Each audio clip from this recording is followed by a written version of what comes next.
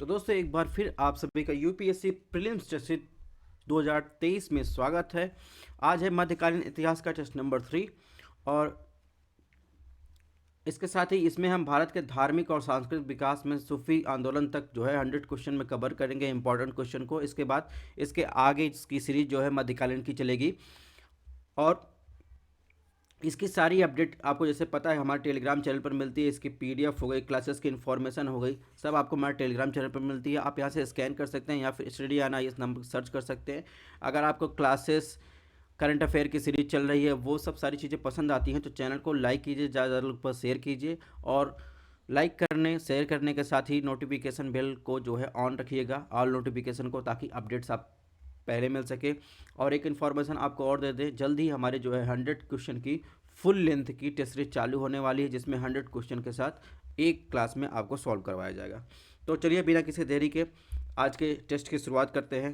तो इसने पूछा है भक्ति आंदोलन और उसके प्रचारक के संदर्भ में कुछ कथन दिए गए हैं, उनमें बताना है कौन सा सुमेलित है।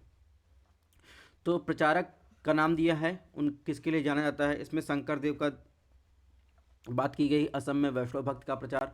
ऑप्शन 2 सूरदास की बात की, सूरसागर के लेखक, यूपी में कृष्ण पंथ लोकप्रिय बनाया। चैतन्य महाप्रभु की बात की गई, ये द्वैतवादी अद्वैतवादी में विश्वास किया और बंगाल में वैष्णववाद को लोकप्रिय बनाया। 4 मीराबाई कृष्ण भक्त और गीतों के माध्यम से राजस्थान पंथ लोकप्रिय बना। ऑप्शन 5 जो है तुलसीदास राम के उपासक और हिंदू धर्म के विभिन्न पहलुओं की व्याख्या करते थे। तो आपको अगर बताए तो मीराबाई के बारे में आपको पता ही है कि वो कृष्ण भक्त और गीतों के माध्यम राजस्थान में लोकप्रिय बना, यानी ऑप्शन 4 जहाँ वो ऑप्शन सही होगा। तो ए बी सी डी में 4 है, ठीक है। इसमें देखिए ए में 4 नहीं, इसको एलिमिनेट कर दीजिए। तुलसीदास की बात करें, तुलसीदास राम के उपासक और हिंदू धर्म के विभिन्न पहलुओं की व्याख्या की, ये बात भी सही है, यानी 5 जहाँ हो 5 तीनों में है, ठीक है। अगर बात करें सूरदास की तो उन्होंने सूरसागर के लेखक, यूपी में कृष्ण पंथ को लोकप्रिय बनाया, ये ऑप्शन भी सही है, ठीक है। यानी 2 जहाँ हो वो ऑप्शन सही होगा। तो 2 देखिए 3 में नहीं, उसको एलिमिनेट कर दीजिए। अगर बात करें चैतन्य महाप्रभु की, तो चैतन्य महाप्रभु का अगर जीवन काल की बात करें तो 1436 से 1533 में अपने कीर्तन के माध्यम से बंगाल में ये वैष्णववाद के लोकप्रिय बनाने के लिए जिम्मेदार थे, ठीक है। इनका मानना था कि सहज प्रेम का मार्ग मोक्ष मार्ग के लिए सबसे अच्छा है। वह जो है द्वैतवादी अद्वैतवादी में विश्वास करते थे। इस प्रकार देखिए इसमें ऑप्शन 3 भी सही होगा, यानी ऑप्शन 3 जहाँ हो वो ऑप्शन सही होगा। देखिए ऑप्शन बी में जो है 3 नहीं है, इसको एलिमिनेट कर दीजिए, यानी इसमें ऑप्शन डी सही होगा, 1 2 3 4, ठीक है। अब नेक्स्ट बात करते हैं क्वेश्चन नंबर 42 की। तो 42 में पूछा है निर्गुण संप्रदाय के संदर्भ में निम्नलिखित कथनों में कौन सा कथन सही है। सही उत्तर आपको बताना है। ऑप्शन 1 इन्होंने माना कि ईश्वर सर्वव्यापी है। ऑप्शन 2 इसके काव्य में प्रेमरसरी नाम से जाना जाता है जिनकी जड़ें प्रेम में है। ऑप्शन 3 है कबीर नानक दाऊ दयाल इस संप्रदाय से जुड़े हैं। ऑप्शन 4 अनुयायियों ने जाति व्यवस्था पर हमला किया, यानी निर्गुण संप्रदाय के, और ब्राह्मणों के अधिकारों को खारिज किया। तो जैसा कि आपको पता ही है कि इसमें अगर बात करें इन्होंने ईश्वर को सर्वव्यापी माना, ये बात सही है, लेकिन इनके काव्य को प्रेमाश्री नहीं क्या कहा जाता था, ज्ञानाश्री नाम से जाना जाता था, ठीक है। और इनकी जड़ें जो है ज्ञान में मानी जाती थी। इस प्रकार ऑप्शन 2 गलत हो जाएगा। तो ऑप्शन 2 जहाँ जहाँ हो उसको एलिमिनेट कर दीजिए। इसमें भी ऑप्शन 2 है, एलिमिनेट कर दीजिए। इसमें भी ऑप्शन 2 है, एलिमिनेट कर दीजिए। यानी बचा 1 3 4, 1 3 4 जो है सही है। तो इसी प्रकार से आपको क्वेश्चन सॉल्व करने हैं। अब क्वेश्चन नंबर 43 में भारतीय इतिहास के संदर्भ में निम्नलिखित युग्मों पर विचार कीजिए। पर्सनालिटी यानी व्यक्तित्व का नाम दिया है और उनके एसोसिएशन संघ का नाम आपको बताना है। चरक का संबंध जो है कनिष्क के शासन से, कालिदास संबंध चंद्रगुप्त द्वितीय के शासन का, ब्रह्मगुप्त का संबंध स्कंदगुप्त के शासन। सही सुमेलित आपको कौन सा ये बताना है। तो अगर आप देखेंगे इसमें ऑप्शन ए की बात है, चरक जो थे वो कुषाण राजा कनिष्क के दरबारी चिकित्सक थे, ये आपको ध्यान रखना है, ये आपको पता भी होगा। उन्होंने चरक संहिता की रचना की और आयुर्वेद के प्रमुख योगदानकर्ता में से एक थे, ठीक है। चरक संहिता जो है उसमें क्या था, उसमें औषधियाँ कैसे प्रयोग की जाती हैं, उनकी जड़ों और जड़ी बूटियों का उपयोग से संबंधित था चरक संहिता। तो इस प्रकार चरक का संबंध जो है कनिष्क के शासनकाल से, ये बात जो है सही, यानी कनिष्क के राज दरबारी चिकित्सक थे सॉरी। इसके अलावा अगर बात करें ऑप्शन 3 की, तो ऑप्शन 3 जो है वो ब्रह्मगुप्त के बारे में, स्कंदगुप्त के शासनकाल में जो है, यानी मौर्य नौकरशाही योग्यता पर आधारित थी, ठीक है। जहाँ उदाहरण के लिए अगर फॉर एग्जांपल बताएं, जो लोग धार्मिक परीक्षणों में सफल होते थे उन्हें प्रशासनिक न्याय में नियोजित किया जाता, लेकिन गुप्त शासन के कई कार्यालय में एक ही व्यक्ति के हाथों में संयुक्त हो गए और पद वंशानुगत हो गए।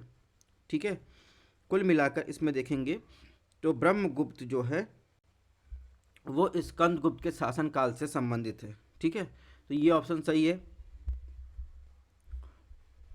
लेकिन अगर कालिदास की बात करें तो कालिदास का संबंध जो है इनका संबंध जो है चंद्रगुप्त द्वितीय के साथ नहीं था। ठीक है, इस प्रकार जो है इसमें एक और तीन जो है सही, यानी ऑप्शन सी जो है सही है।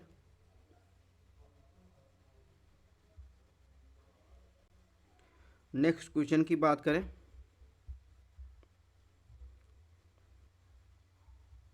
नेक्स्ट क्वेश्चन में क्या पूछा था? नेक्स्ट क्वेश्चन में पूछा है मौर्य और गुप्त प्रशासन के संदर्भ में आपको बताना है कौन सा इसमें जो है सही है। एक सेकंड मैं इसमें थोड़ा सा करेक्शन कर दूं। इस क्वेश्चन में जो मैंने अभी ये ब्रह्मगुप्त के बारे में बताया, ये ऑप्शन जो है गलत है, यानी चरक के बारे में तो बात सही है। ठीक है, लेकिन इसके साथ कालिदास वाला जो ऑप्शन है, कालिदास जो चंद्रगुप्त द्वितीय के दरबार में 9 रत्नों में से एक थे, ये बात भी सही है। ठीक है,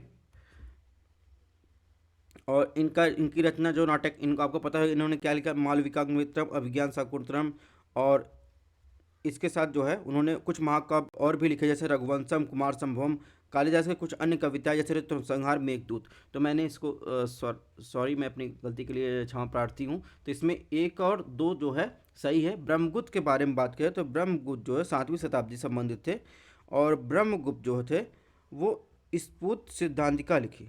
ठीक है, और इसके माध्यम से गणितीय सिस्टम का पता चला। और स्कंदगुप्त का जो संबंध था वो 7वीं शताब्दी से सब था। तो इस प्रकार जब स्कंदगुप्त का संबंध 7वीं शताब्दी से था, सॉरी 5वीं शताब्दी से था, और इनका संबंध 7वीं शताब्दी से था, तो ये जो है इनके शासन से कोई संबंध है नहीं। इस प्रकार ऑप्शन 3 गलत हो जाएगा, इसमें ऑप्शन ए जो है सही होगा। ठीक है, क्वेश्चन नंबर 44 में देखते हैं मौर्य और गुप्त प्रशासन के संदर्भ में जो है विचार करें। ऑप्शन 1 मौर्य प्रशासन केंद्रीकृत था जबकि गुप्त प्रशासन विकेंद्रीकृत था। ऑप्शन 2 उनके प्रशासन की जटिलताओं के कारण गुप्तों में मौर्य की तुलना बड़ी नौकरशाही थी। ऑप्शन 3 मौर्य नौकरशाही के विपरीत गुप्त नौकरशाही वंशानुगत थी। तो अभी मैंने मौर्य और गुप्त शासनकाल के बारे में मैंने आपको थोड़ी सी चर्चा की थी, तो उसी के आधार पर अगर देखेंगे तो मौर्य शाही के विपरीत जो है, नौकरशाही के विपरीत जो है, यानी मौर्य नौकरशाही योग्यता पर आधारित थी, लेकिन गुप्त में क्या हुआ, वंशानुगत हो गया। तो इस प्रकार जो है ये ऑप्शन सही है। ठीक है, अगर गुप्त नौकरशाही उनकी विस्तृत और संगठित नहीं थी, लेकिन जितनी कि उनके समकक्ष मौर्य थे। ठीक है, यानी उनके प्रशासन जटिल कारण मौर्यों में गुप्तों की तुलना में मौर्यों की तुलना में बड़ी नौकरशाही थी। तो ये बात जो है उल्टा लिखा गया है।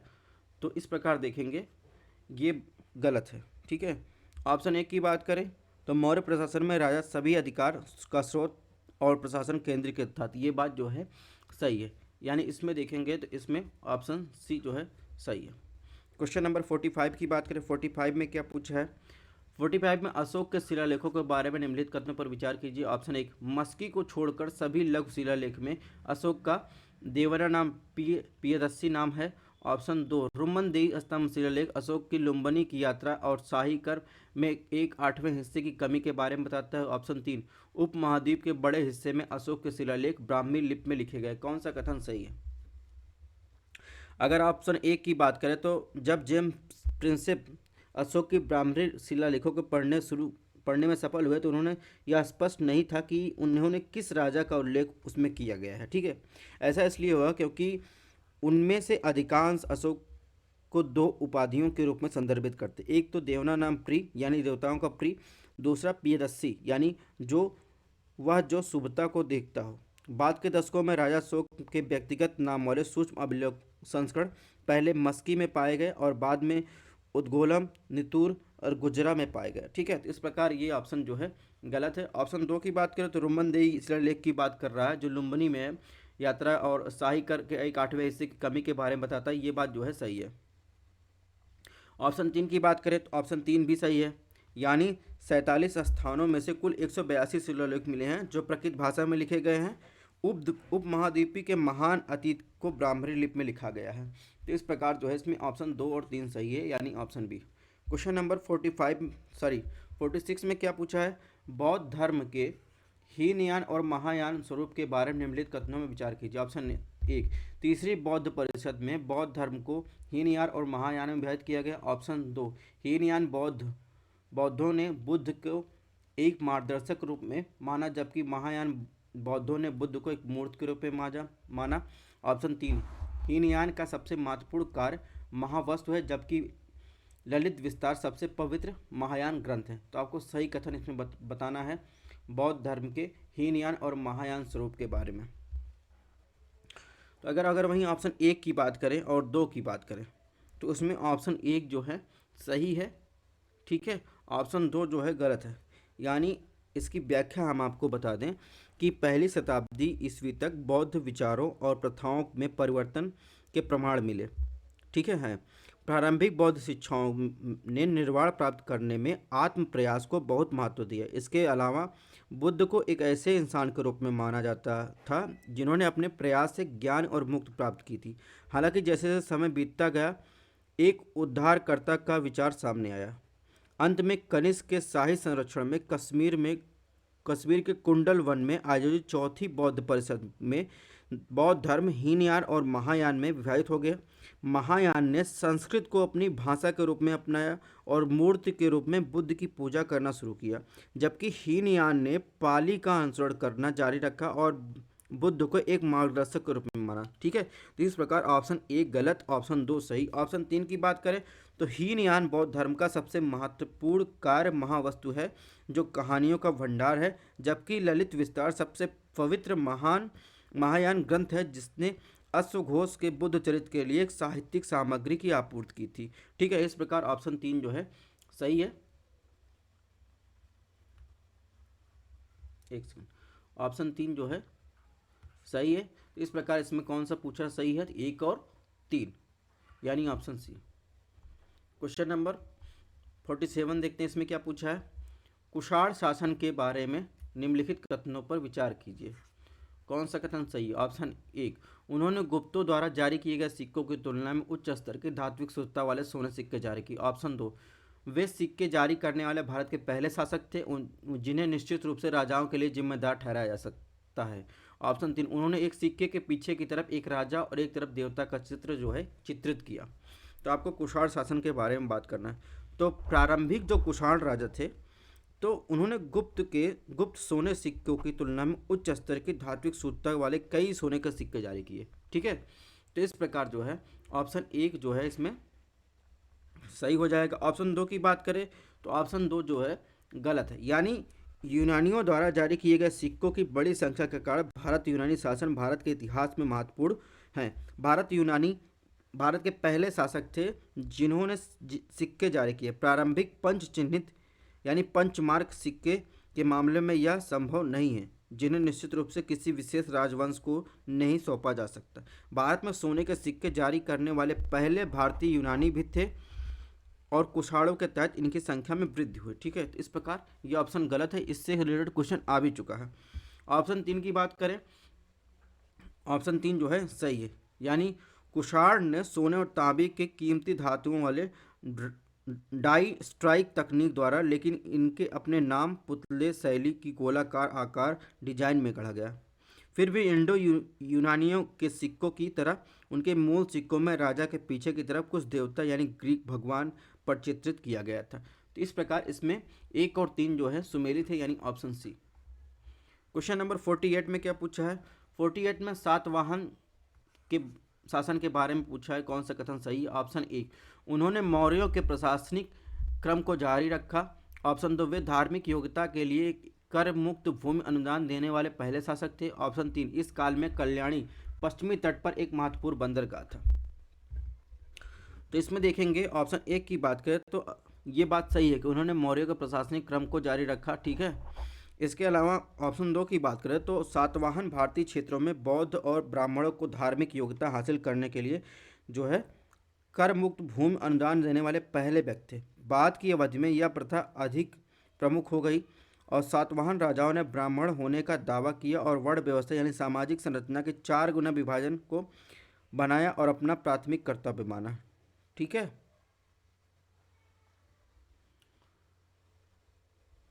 तो वो धार्मिक योग्यता के लिए कर मुक्त देने वाले पहले शासक थे, ये बात जो है गलत है। ऑप्शन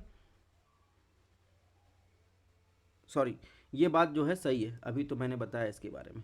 ठीक है, ऑप्शन 3 की बात करें तो सातवाहन शासन के दौरान व्यापार और उद्योग के क्षेत्र में उल्लेखनीय प्रगति हुई। व्यापारियों ने अपनी गतिविधियों को बढ़ाने के लिए गिल्ड का गठन किया। सातवाहन काल में विदेशी वाणिज्यिक गतिविधि भी देखी गई। टालमी ने दक्कन में कई बंदरगाहों का उल्लेख किया। सातवाहनों का सबसे बड़ा बंदरगाह पश्चिमी दक्कन पर कल्याणी और पूर्वी तट पर देखेंगे, पूर्वी तट पर जो है गंडकसेल और गंजम महत्वपूर्ण बंदरगाह थे। तो इस प्रकार देखेंगे, इसमें जो है 1 2 3 तीनों सही, यानी ऑप्शन डी जो है सही होगा। क्वेश्चन नंबर 49 की बात करें, इसमें क्या पूछा है, संगम युग के बारे में कौन सा कथन गलत है। ऑप्शन ए, रोमनों के साथ उनके व्यापारिक संबंध थे, उन्होंने इत्र जवाहरात हाथी के दांत हीरे निर्यात किए थे। ऑप्शन बी, ब्राह्मणों को समाज में कोई विशेषाधिकार प्राप्त नहीं था। ऑप्शन सी, महिलाओं की स्थिति उत्तर भारत की तुलना में बेहतर थी और बाल विवाह सती प्रथा का अभाव था। ऑप्शन डी, इनमें से कोई नहीं। तो जैसा कि आपको पता है कि इसमें जो है संगम काल में महिलाएं शिक्षित थी और विभिन्न आर्थिक गतिविधियों जैसे धान की खेती, पशुपालन, टोकरी काताई आदि में लगी हुई थी, लेकिन बाल विवाह अनुपस्थित था। लेकिन सती प्रथा की क्रूर प्रथा तमिल समाज में प्रचलित थी। ठीक है, तो इस प्रकार जो है इसमें ऑप्शन सी जो है गलत हो जाएगा। क्वेश्चन नंबर 50 की बात करें, सिंधु घाटी सभ्यता और वैदिक काल के बारे में विचार कीजिए। ऑप्शन 1, सिंधु घाटी के लोग प्रतीक पूजक थे जबकि वैदिक काल के लोग प्रतीक पूजक के विरोधी थे। ऑप्शन 2, सिंधु घाटी सभ्यता वैदिक काल दोनों लोग लोहे का उपयोग से अनजान थे। ऑप्शन 3, वैदिक काल के लोग में गायों के लिए बहुत सम्मान था जो सिंधु घाटी सभ्यता के लोग में ऐसा नहीं था। तो आपको बताना है, सिंधु घाटी और वैदिक काल सभ्यता का कंपैरिजन किया गया है, आपको बताना है इसमें से कौन सा सही है। ऑप्शन 1 की बात करें तो ऑप्शन 1 सही, यानी सिंधु घाटा के लोग प्रतीक पूजक थे। प्रतीक का मतलब होता है कि आइकॉन, ठीक है, जबकि वैदिक काल के लोग जो है प्रतीक पूजक के विरोधी थे। जैसे प्रतीक पूजक में अगर बताएं, हड़प्पा वासी जो है प्रजनन संबंधी मान्यताओं का एक पहलू जैसे लिंग हो गया, योनि हो गया, उनके पत्थर के प्रतीक के रूप में पुरुष और महिला की रचनात्मक ऊर्जा की पूजा की जाती है। जबकि वैदिक काल की लोग बात करें तो वो प्रकृति के उपासक थे। उन्होंने कई प्राकृतिक घटनाओं जैसे बारिश, सूर्य, चंद्रमा की उपस्थिति, नदियाँ, पहाड़, इसी तरह के अस्तित्व की व्याख्या करना मुश्किल लगा। इस प्रकार उन्होंने इन घटनाओं को प्रकृति के लिए जिम्मेदार ठहराया और इसकी पूजा की। ठीक है, इसका मतलब यही है, प्रतीक का मतलब यही है।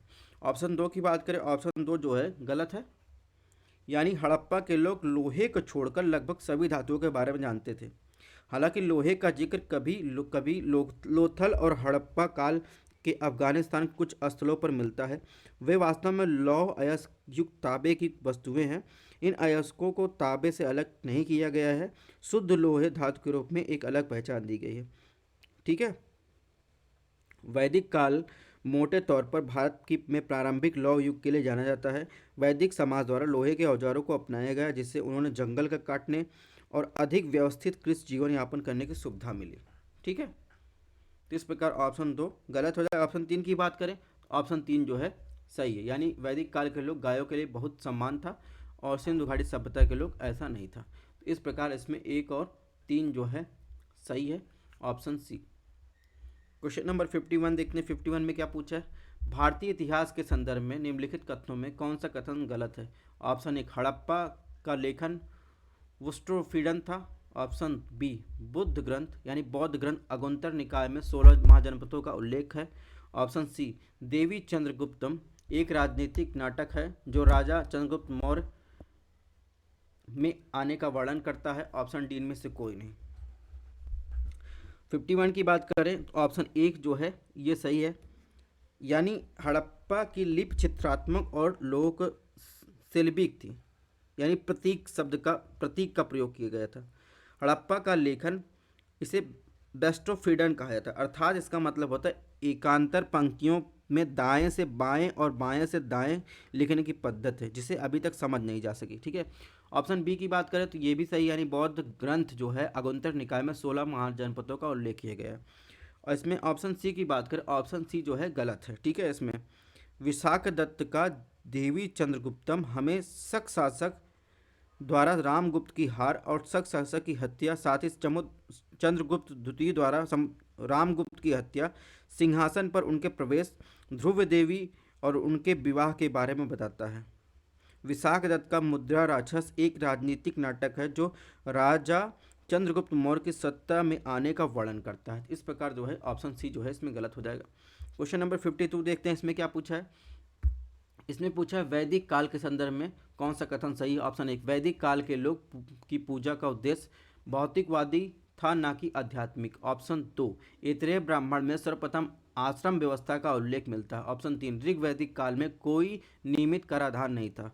तो अगर बात करें ऑप्शन एक की तो इसमें जो है ऑप्शन एक जो है सही है, यानी वैदिक काल के लोग पूजा का उद्देश्य भौतिकवादी था ना कि आध्यात्मिक। ठीक है। ऑप्शन दो की बात करें तो ऑप्शन दो भी सही है, यानी ऐतरेय ब्राह्मण में सर्वप्रथम आश्रम व्यवस्था का उल्लेख मिलता है। जैसे अगर बात करें तो चार चरण शामिल हैं। ठीक है। जैसे उच्च जाति के जो पुरुष सदस्य थे उनके जीवन को विनियमित करने के लिए उनमें चार चरण शामिल, जैसे ब्रह्मचारी या छात्र जीवन, गृहस्थ या गृहस्थ का जीवन, वानप्रस्थ, आंशिक सेवानिवृत्त, सन्यासी यति या पूर्ण सेवानिवृत्त या तपस्वी का जीवन। ठीक है।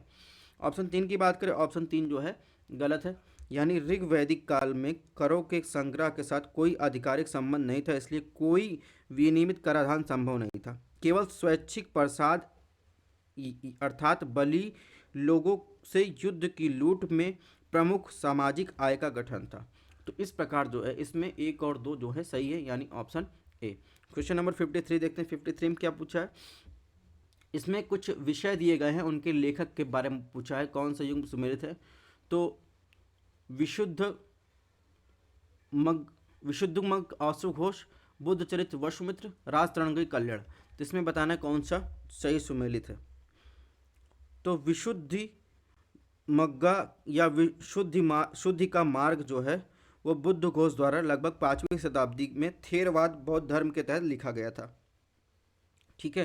तो इस प्रकार जो है ये ऑप्शन गलत है। ऑप्शन दो की बात करें तो बुद्ध चरित्र एक महाकाव्य को अश्व घोष ने संस्कृत में गौतम बुद्ध के जीवन के बारे में लिखा था, तो ये भी सुमेलित नहीं है।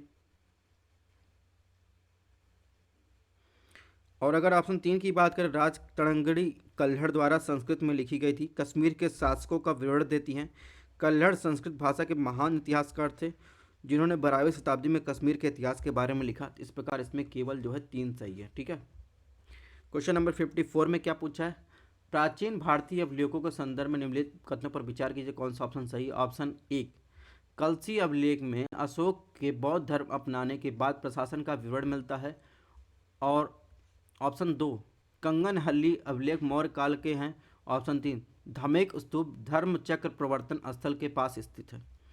तो इसमें देखेंगे ऑप्शन एक जो है कलसी अभिलेख अशोक के बौद्ध धर्म अपनाने के बाद प्रशासन के मानवीय दृष्टिकोण को दर्शाता है। यह शिलालेख जो देहरादून के पास स्थित है, प्रकृति में ब्राह्मणी लिपि के साथ लिखा गया है। तो इस प्रकार ऑप्शन एक जो है सही। ऑप्शन दो की बात करें, ऑप्शन दो गलत है, यानी अगर बात करें जो मस्की शिलालेख है वो अशोक के नाम का उल्लेख किया गया है। ठीक है।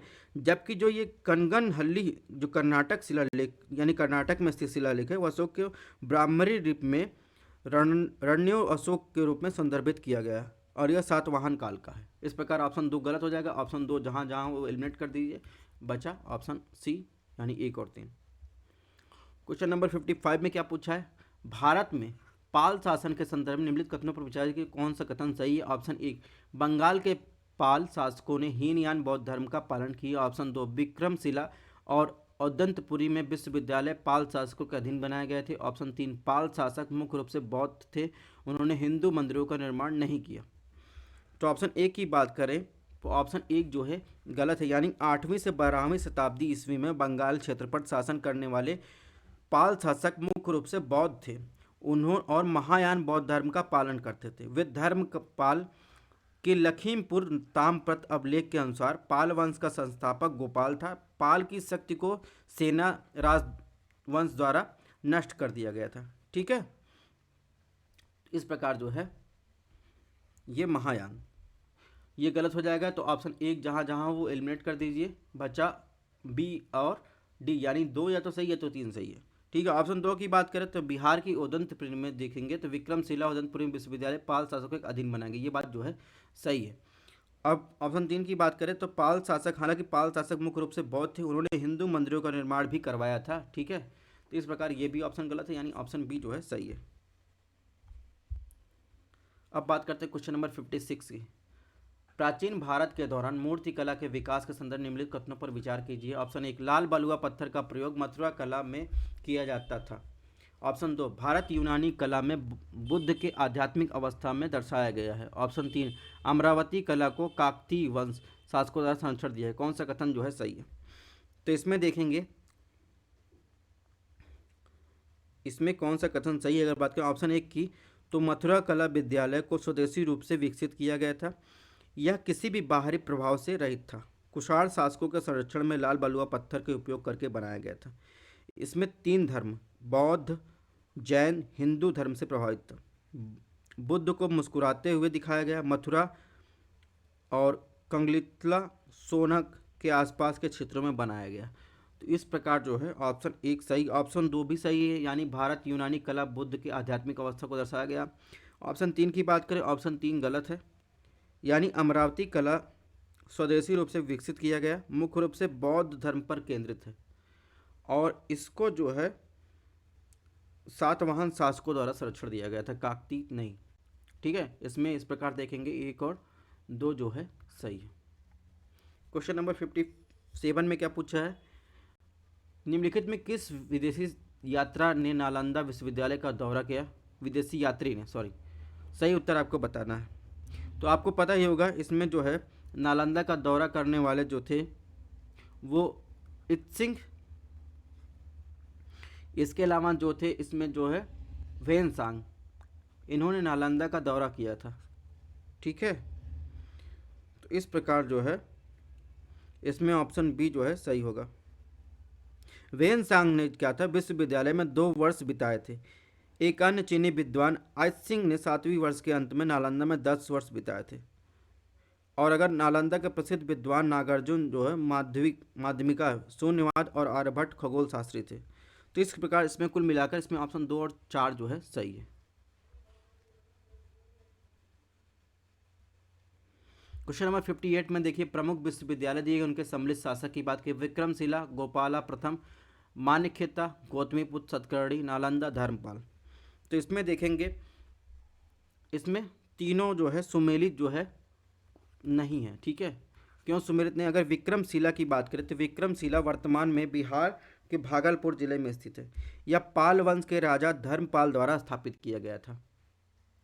ठीक है, तो इस प्रकार विक्रमशिला का संबंध इससे हो जाएगा। इसके अलावा अगर मान्यखेता की बात करें, अब मलखेड़ कर्नाटक का जाता है। यह राष्ट्रकूट शासन के तहत प्रमुखता से उभरा। जैन धर्म, बौद्ध धर्म, हिंदू धर्म विद्वानों ने यहाँ अध्ययन किया। ठीक है, इसमें द्वैध विचारक का मठ है, अतः 2 युवा सुमेलित नहीं है। अगर बात करें ऑप्शन 3 की नालंदा की, नालंदा दक्षिण एशिया का सबसे प्रसिद्ध विश्वविद्यालय था। यह स्पष्ट नहीं इसे किसने स्थापित किया था। यह गुप्त काल के दौरान अस्तित्व में था। हर्षवर्धन और पाल राजाओं के शासन में इसे प्रमुखता मिली थी। तो कुल मिलाकर इसमें ऑप्शन डी जो है, यानी कोई सुमेलित नहीं। 59 की बात करें तो प्राचीन भारत की श्रेणी या सहकारी समितियां सिस्टम के संदर्भ में निम्नलिखित कथनों पर विचार कीजिए। आप कौन सा ऑप्शन सही है? ऑप्शन 1, राज्य के साथ पंजीकृत सभी श्रेणियों पर राजा का केंद्रीय प्रशासनिक अधिकार था। ऑप्शन 2, श्रेणियों ने व्यापारियों के लिए एक अधिशेष कोष के रूप में भी काम किया, जिसमें केवल अमीर पुरुष व्यापारी ही अपना पैसा जमा करते सकते थे। ऑप्शन 3, श्रेणियों के पास अपने सदस्यों पर कार्यकारी नियामक शक्तियाँ थी। तो आपको बताना इसमें जो है कौन सा कथन सही है, प्राचीन भारत की श्रेणी या सहकारी समिति सिस्टम के बारे में।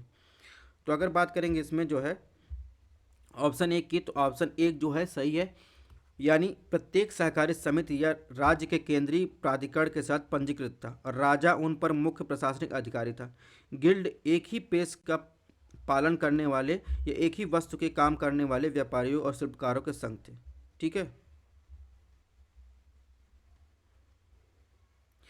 अगर बात करें नृगोधा जातक में एक कहानी है जिसमें उल्लेखित कुछ अधिकारियों को, जिन्हें भंडारिका नाम से जाना जाता था, गिल्डों के लेन देन और सम्मेलनों का रिकॉर्ड रखने के लिए नियुक्त किया जाता था। इस प्रकार ऑप्शन एक सही। ऑप्शन दो की बात करें, ऑप्शन दो गलत है, यानी उन्होंने अपना मुखिया चुना और आपसी सद्भावना के आधार पर अपने व्यवसायों का विनियमित करने के लिए कीमतों और गुणवत्ता के संबंध जो है अपने नियम बनाए और उन्होंने बैंक के रूप में भी काम किया, जनता से एक निश्चित ब्याज दर पर जमा प्राप्त किए। अमीर पुरुषों और महिलाएं भी इनके पास अपना पैसा जमा करते थे। ठीक है, केवल अमीर पुरुष व्यापारी का है, इसमें इस प्रकार गलत हो जाएगा। ऑप्शन तीन की बात करें तो तीन भी सही है, तो इसमें जो है एक और तीन जो है सही, यानी ऑप्शन सी। क्वेश्चन नंबर 60 की बात करें, इसमें प्राचीन इतिहास के संदर्भ में पुरातत्व स्थल दिया गया, वर्तमान राज्य दिया गया। चिरिंद उत्तर प्रदेश, कोल्डीवा बिहार, बुर्जहोम हिमाचल प्रदेश, गुफराकाल जम्मू कश्मीर। तो आपको बताना है इसमें कौन सा जो है सुमेलित नहीं है। तो अगर बात करें इसमें ऑप्शन एक की, चिरंद जो है वो बिहार में एक पुरातात्विक स्थल है जो गंगा नदी के उत्तरी तट पर स्थित है और यहाँ से नव पाषाण युग का पहला ज्ञात स्थल है और इसमें एक बड़ा प्रागैतिहासिक टीला है। ठीक है, तो इस प्रकार ये चिरंद जो है बिहार से संबंधित है। और इसके अलावा कोल्डीवा ये इलाहाबाद बेलन नदी किनारे यानी उत्तर प्रदेश संबंधित है। तो इस प्रकार एक और दो जो है गलत हो जाएगा। ठीक है, अगर बुर्जहोम की बात करें तो आपको पता है बुर्जहोम जो है पुरातात्विक स्थल है, जम्मू कश्मीर राज्य कश्मीर घाटी से संबंधित है, ये जो है इससे सुमेलित है। ठीक है, गुफकाल जो है शाब्दिक रूप से खाड़ी, गुफा क्राल यानी कुम्हार, दक्षिणी कश्मीर के जिले पर स्थित है। तो इस प्रकार जो है इसमें सिर्फ जो है ऑप्शन 4 सुमेलित है, यानी ऑप्शन 4 जो है सही है, सॉरी सुमेलित नहीं है। 1 2 3 जो है गलत है, यानी 1 2 3 कहाँ है, 1 2 3 देखेंगे ऑप्शन बी में है। ठीक है, तो दोस्तों इस प्रकार हमारा 60 क्वेश्चन का टारगेट पूरा हुआ। करंट अफेयर का सीरीज चैनल है उसको आप जरूर देखें। टेस्ट जो है लगभग 1200 टेस्ट हम लोग दे चुके हैं, 1200 क्वेश्चन के टेस्ट दे चुके हैं, उसको आप जरूर देखें। इसकी पीडीएफ जो है आपको हमारे टेलीग्राम चैनल पर मिल जाएगा, आप यहाँ स्कैन कर सकते हैं। थैंक्स फॉर वाचिंग, अपने हेल्थ का ध्यान रखिएगा। एक रिक्वेस्ट और है, अगर आपको टेस्ट थोड़ा सा पसंद आ रहा हो ज़्यादा लोगों पर शेयर कीजिए, चैनल को लाइक सब्सक्राइब शेयर कीजिए। मिलते हैं नेक्स्ट टेस्ट में।